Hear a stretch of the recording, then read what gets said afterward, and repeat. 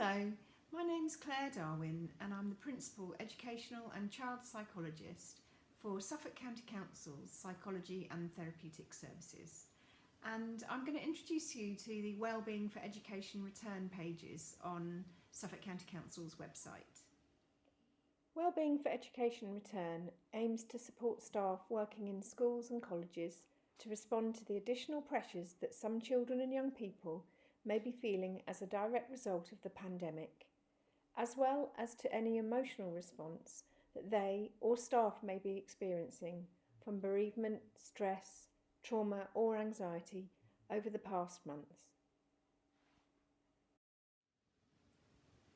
We've been working really closely with other psychology services who work in schools. For example, the Psychology in Schools team from the Norfolk and Suffolk Foundation Trust, led by Beth Mosley, and the mental health support teams led by Amy Alexander.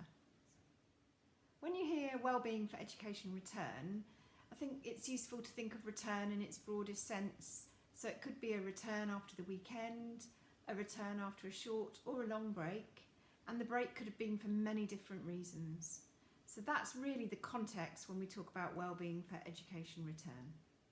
The Wellbeing for Education Return programme was set up in light of the COVID-19 pandemic. We've mapped what we've already been delivering and sharing across Suffolk, and we've sought a wide range of people's views. So for example, school staff, college staff, our colleagues, and parent carer networks.